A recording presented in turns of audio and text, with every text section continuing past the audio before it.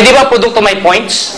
So, pag bigyan produkto, may points. Kita ka ulit. Imagine nyo to. Lahat ng tao sa ilalim mo, pag malaki na, every fifth nila, gift check, bili produkto. Di points, kita ka. Fifth mo, gift check, purchase, points, fifth pair, gift check, purchase, points, gift check. Nakuha na nyo? Nagiging cycle po yan. Nakuha na nyo? Maganda ba? Maganda. May nagsabi sa akin, kung malaki ng grupo ko, di ang dami kong gift check, ang dami ko ng produkto nun. Gunyas po, meron kaming ibang idea. Yung fifth cycle mo, yung pang-limang-lima mong ganito, pang-limang-lima, hindi namin kayo bibigyan ng gift check na pambili ng produkto. Papalitan namin yan ng isang gift check na pambili mo sa kahit saang 7-Eleven, Petron, SM Department Store, SM Cinema, Robinson's Galleria. Uy! Meron kaming Unilevel. Tinan nyo. Meron kang 5% sa iyong direct at meron ka pang 5% sa placement mo from the first up to the 10th level. Ano yung sabihin niya? Nalilito ako. Pag sinabing direct, ikaw to. Inimbita mo to. Lahat ng bibili niya, may 5% ka. Bukod pa dito. Nakuha niya? Lahat ng bibili niya, inimbita mo to. Hindi na 1.5 ha?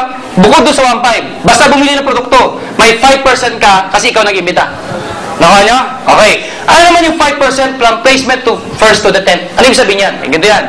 Ito, first level mo. Di ba? Ikaw nag-imbita? Pag yan nag-imbita, second level mo. Pag yan nag-imbita, third level mo. Level. Sa English, level. Sa Bisaya, level. Up to the 10th level, lahat ng taong to, from the first to the 10th, tuwing bibili ng produkto, may 5% ka. Ulitin ko ha, hindi lang sa kanya. Di ba? Ibig sabihin, ito, 10% mo dito. Bakit? 5 mo na, plus 5 pa. Pero dito, 5 na. Hanggang 10. Para maintindihan gano'ng kalaking pera to. Bumili lang po ng dalawang ganito. Lahat ng tao mula dito hanggang 10th level. Na-imagine nyo? Andiyan pa ba kayo?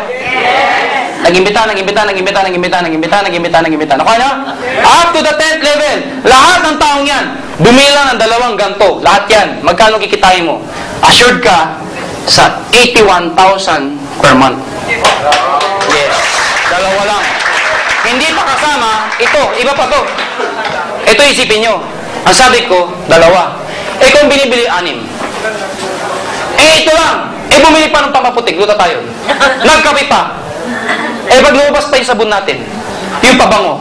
Na-imagine nyo ba yun? Yung mga tao mo, tuwing nakakasalubong mo, naligo ka na. Nagpabango ka. Points. Dumawa ka sa downline mo, nakita mo yung anak niya, uminom ng may choco, yung chocolate. Ano sabi mo? Iha, laklakin mo yan. May points ako dyan. Nakuha niya? Maganda ba? Maganda. Ito naman, career path. Ito, pag malaki-malaki na yung grupo mo, ano yung career path? Para malaman mo na may pupuntahan ka, hindi lang pala puro pera. Ano yung pupuntahan ka? Ito tayo. Pag kayo nag-start, tatawagin kayong distributor. Ano requirements? 18 years old and above. Sino pong first time dito? First time po kayo, Nay? Nay, may question lang po. Para maging distributor, 18 years old and above. May 18 na ho kayo? For requirements. Meron na ho? Ilan taon na ho? 19. Naintindihan na namin. Hindi na tayo. 18 and above and alive. Ano yung alive? Hindi yung literal na buhay. Ano yun? Sa negosyo, bawal ang nakasimangot. Kanina pa rin sa seta, yung ibang umingiti, yung isa nakasimangot. Ewan ko kung bakit. Basta kanina ko pa nakikita, yung iba tumatawa, yung ibang umingiti. Ito nakita ko, tunagan to. Hindi ko alam kung bakit. Pero may kasabihan, sa negosyo, bawal ang nakasimangot. Subukan nyo kumain sa restaurant na nakasimangot ang waiter. Gaganahan ka ba? Ha? Waiter. Customer. Kunyari, customer.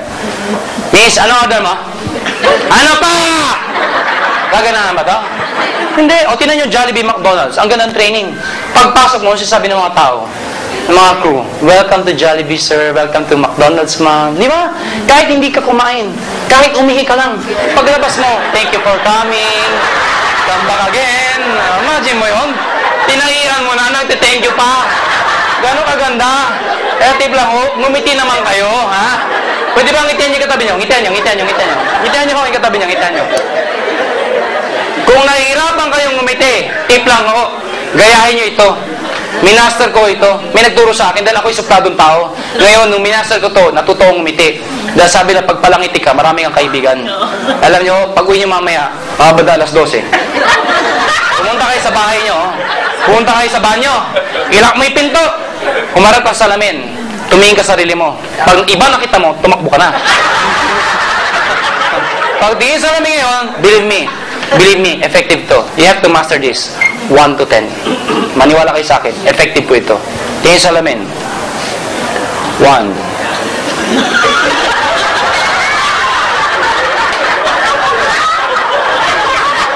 2. Teka lang, hindi pa tapos. 3. Hanggang 10 yan. Paglabas mo ng banyo, ang bilis ngumiti dahil na-master mo na. Pag may nakasulubong kang ngitian mo, pag ngumiti, paktay, rekrutin mo na yan, ha? Pero tip lang, ha? Huwag kayong masosobrahan. Baka mamaya mag-isa ka na lang. Ngingiti ka ba? Alam niyo, tataka talaga ako. Hanggang ngayon, hindi pa ngumingiti. Hindi ko natuturo, basta banda dito. Ha? Kanina pa. Ganito talaga yung tsura niya, oh. Ewan ko ba? Pag kayo na-promote, magiging silver executive kayo. Pag umakit ka pa, gold executive, global ambassador. Ano yung mga posisyon na yan? Pag ikaw umakit ng posisyon, magkakaroon ng 10% rebate. Gold executive, 20% rebate. Global ambassador, 30% rebate. Ano yung mga rebate na yan? Balikan natin to. Ikaw to. Nag-imbita ka. Nag-imbita. Hindi ako titigil. Hindi yung sinasabi. Nag-imbita. Mas marami dito kaysa dito, di ba? O kahit pantay pa yan. Basta lahat ng produkto, tuwing bumibili sila, merong points. Pag umabot ng 10 points yung binibili ng mga taon to, silver executive ka. Pati binili mo. Huwag lang yung binigay na tao sa'yo. Ano ibig sabihin nun? Ito, yung nag-imbita sa'yo. May inimbita siya. Nilagay niya sa ilalim mo. Yung bibili nito, hindi mo points yun. Kasi binigay niya. Pero pag sa ilalim mo, points mo yun. Yeah? Ngayon, lahat ng taong to, bumili produkto. Pag umabot ng 10 points, silver executive ka. Para mas maintindihan nyo. Itong taong to, maputing. Maitim na maputi. Bumili produkto. Ay, points wala. Yung points nun, points mo rin yun. Ako mo? Pag umabot 10 points, silver ka. Pag silver ka na, yung susunod nilang bibili lahat to, pati bibili mo, may 10% ka na. Meron pa itong best friend, saksakan ng itim. Nakita pumuti, bibili hindi. Pag yung bumili, may points wala. Points mo ulit yun. Pumuti. Meron pa ito asosasyon, federasyon, yun, barangay ng mga maitim. Buong barangay pala maitim. Bibili hindi. Pag yung bumili, may points wala. Meron. Pag umabot ng 100 points, gold executive ka na. Yung susunod bibili at bibili nila, may 20% ka na. Pag umabot ng 1,000 points, global ambassador ka na, 30% ka na. Ngayon sabihin nyo, ang dami naman yun. 1,000. Paano maubos yan? Waiting ko, group points. Kasi kung ikaw lang bibili, hindi mo kaya yan. Pero kung lahat ng tao sa ilalim bumibili, aabot yan. At no time frame. Hanggang matapos mo. Ito matindi. No demotion. Hindi mo kailangang i-maintain to para ma-maintain yung position. Paano next one? Humina ang grupo ko. Kung ano yung position mo, hindi bababa. Then no demotion. Nakuha nyo? Ito nakakabaliw. Ikaw to. Nag-imbita ka ng isa. Bakit? Isa na naniwala sa'yo. Dito wala. Yung iimbita mo, ginaya ka, isa lang di inimbita.